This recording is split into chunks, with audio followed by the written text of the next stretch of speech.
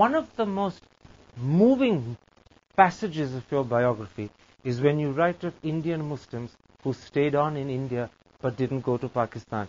You say they are abandoned, you say they are bereft of a sense of real kinship, not one in their entirety with the rest, and then you add, this robs them of the essence of psychological security. That's right, it does. That lies at the root. Every kind of activity that we say lies at the root of such a committee report. So in fact, Indian Muslims have paid the price in their personal lives. Without doubt, it is that. Look into the eyes of the Muslims that live in India. And if you truly see through the pain that they live, to which land do they belong? We treat them as aliens, somewhere, inside. Because we continue to ask, even after Pakistan, you still want something? In fact, even the adjectives you use to characterize their leadership in the early years suggests a sort of, how shall I put it, slight tilt in Jinnah's favor. You say of Gandhi's leadership that it had an entirely religious provincial character. Of Jinnah's, you say, he was doubtless imbued by a non-sectarian nationalistic zeal. He was non-sectarian. Gandhi used religion as a personal expression. Jinnah used religion as a tool to create something, but that came later. For Gandhi, religion was an integral part of his politics from the very beginning. And Jinnah wanted religion out of politics at all times. That's right. The innumerable examples. And in fact, Jinnah sensed or feared instinctively that if politics came into religion, it would divide. There were two fears here.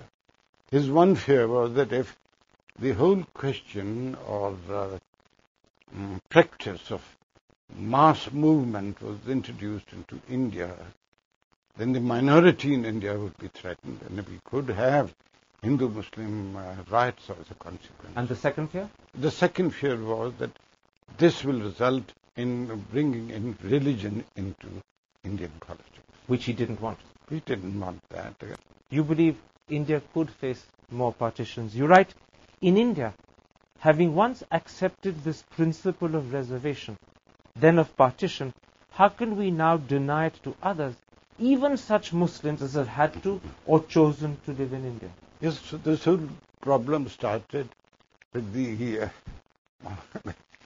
whole 1906 Muslim delegation, 1919, one-third, reservation, as portion. What does such a committee report say? Reserve for the Muslim. What are we doing now? Reserve. I think this reservation for Muslims is a disastrous path. I have myself personally in Parliament heard a member belonging to subscribing to Islam saying we could have third partition too. Now these are the pain, the trouble. What have we solved? And in fact, as you say in your book, how can we deny it to others? Having accepted it once, it becomes very difficult intellectually to refuse it again. So because you have to refuse it. Even if you contradict yourself. Of course, my contradicting myself is an intellectual contradiction. But you've been honest enough to point out that this intellectual contradiction lies today at the very heart of our predicament as a nation. It is. Unless we find an answer, we won't find an answer to India, Pakistan, Bangladesh relations. And this continuing contradiction is the legacy of partition. Of course. It's self-evident. Your sympathetic understanding of Muslims left behind in India, you say they're abandoned, you say they're bereft, you say they suffer from psychological insecurity. That's not normally a position leaders of the BJP take. I think the BJP is misunderstood also in its attitude towards the minority. But you're the first person from the BJP I've ever heard say, look into the eyes of Indian Muslims and see the pain. No one has ever spoken in such sensitive terms of them before. I am born in a district where that is my home. We adjoin Sindh. I was not part of British India. We have lived with Muslims and Islam for centuries. Your position is that if people don't like the truth as you see it, so be it, but you have to tell the truth as you know it. Well, so be it is your way of putting it, my dear Karan. But I must, how do I abandon my search, my yearning, and what I have found? If I'm wrong, then somebody else should Go and do the research and prove me as wrong. But in other words, you are presenting what you believe is the truth.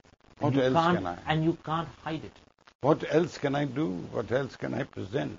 The second issue that your book raises, which could cause problems for you, is that at least theoretically, at least intellectually, you accept that there could be, although you hope there won't be, further partitions. Would that embarrass you? No, I'm cautioning. I'm cautioning India, Indian leadership. I have said that I'm not going to be a politician all my life, or even a member of parliament. But I do say this, we should learn from what we did wrong, or didn't do right, so that we don't repeat the mistakes. In other words, this is a, how shall I put it, wake-up call. Wake up, shaking. Shake-up call. Yes.